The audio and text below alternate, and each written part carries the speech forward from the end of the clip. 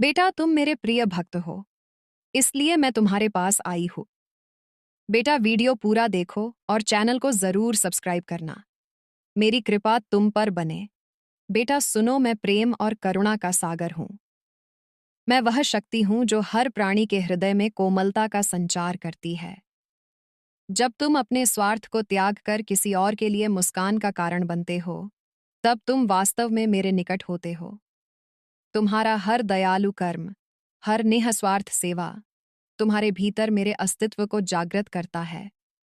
मनुष्य जब केवल अपने लिए जीता है, तो उसका हृदय संकुचित हो जाता है।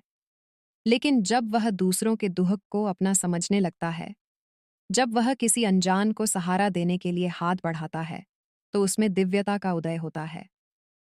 जैसे वृक्ष अपनी छाया और फल दूसरों को बिना किसी स्वार्थ के देता है, वैसे ही तुम्हें भी अपने जीवन को दूसरों के लिए उपयोगी बनाना चाहिए। वृक्ष यह नहीं पूछता कि उसकी छाया में बैठने वाला कौन है, धनी है या गरीब, अपने धर्म का है या पराया। वह बस देता है फल, छाया, शुद्ध वायु, क्योंकि देना ही उसका स्वभाव है। तुम्हारा भी यही स्वभाव होना चाहिए। जब तुम प्रेम करते हो बिना अपेक्षा के, जब तुम सहायता करते हो बिना प्रशंसा की इच्छा के, तब तुम्हारा हृदय विशाल बनता है। देखो, जब कोई दीपक जलता है, तो वह केवल अपने लिए नहीं जलता, वह दूसरों के अंधकार को दूर करता है। लेकिन वह खुद भी जलकर मिट जाता है, निःस्वार्थ भाव से। तुम्हें भी ऐसा ही दीपक बनना चाहिए। करुणा ही मेरा स्वरूप है। जब तुम किसी भूखे को भोजन देते हो, किसी रोते हुए को गले लगाते हो, किसी दुखी की पीड़ा बांटते हो, तब तुम मेरे हृदय को छूते हो।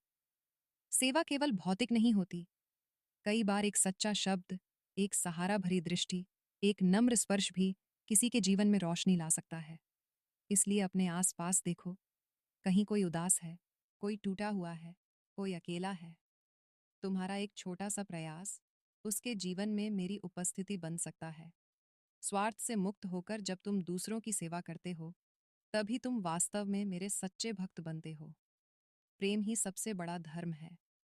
यह प्रेम तुम्हें ऊंचा उठाता है, तुम्हारे भीतर की कठोरता को तोड़ता है, तुम्हें कोमल बनाता है। लेकिन यह कोमलता कमजोरी नहीं है, यह शक्ति है। वह शक्ति जो टूटे हुए को जोड़ सकती है, जो क्रोधित को शांत कर सकती है, जो निराश को आशा दे सकती है। हे प्रिय, यदि तुम चाहते हो कि तुम्हारे जीवन में सच्चा आनंद हो, तो अपने जीवन को दूसरों के कल्याण के लिए समर्पित करो। तुम्हारा समय, तुम्हारी ऊर्जा, तुम्हारे शब्द, ये सब यदि तुम मेरे नाम पर किसी जरूरतमंद को समर्पित कर दो, तो यह सेवा ही तुम्हें परम शांति और सुख देगी। दूसरों के आंसू पोंछना ही सबसे बड़ा तप है। तप वही नहीं जो केवल वनों में किया जाए या शरीर को कष्ट देकर प्राप्त किया जाए। तप वह भी है जब तुम अपने सुख का त्याग करके किसी और के जीवन में राहत लाते हो। जब कोई वृद्ध तुम्हारे कारण मुस्कुराता है, कोई बच्चा तुम्हारे दिए भोजन से तृप्त होता है, कोई उदास मनुष्य तुम्हारे सहारे से जीना सीखता है, तो समझो वह मेरी ही पूजा है। करुणा की शक्ति को कभी कम मत समझो। यह वह अमृत है जो तुम्हारे जीवन को भी पवित्र करता है और संसार को भी। प्रेम से तुम वह कर सकते हो जो बल से नहीं किया जा सकता। कठोर से कठोर हृदय भी प्रेम के आगे झुक जाता है। शत्रु भी मित्र बन जाता है, अजनबी भी अपना बन जाता है। मेरे प्रिय, आज से यह संकल्प लो कि तुम किसी को दुख नहीं दोगे, कि तुम जहां भी जाओगे वहां प्रेम बांटोगे, कि तुम्हारे शब्द किसी को तोड़ने के लिए नहीं, बल्कि जोड़ने के लिए होंगे। यही मेरा मार्ग है। जब तुम किसी की सेवा करते हो, तब तुम स्वयं को नहीं, मुझे दे रहे होते हो। माँ, मैं तेरे प्रेम का वाहक बनूं, तेरी करुणा का दूत बनूं।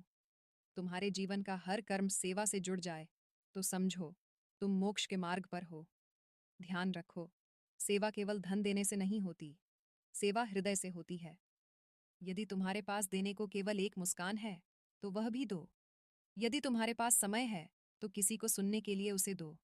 यदि तुम्हारे पास प्रेम है, तो उसे खुलकर लुटाओ। तुम्हारा दिया हुआ कुछ भी छोटा नहीं होता। एक बूंद भी सागर में मिलकर सागर बन जाती है। अब उठो, अपने भीतर करुणा की अग्नि जलाओ। मेरे प्रेम को अपने जीवन में प्रवाहित करो। मैं काली हूँ, प्रेम में प्रचंड, करुणा में असीम।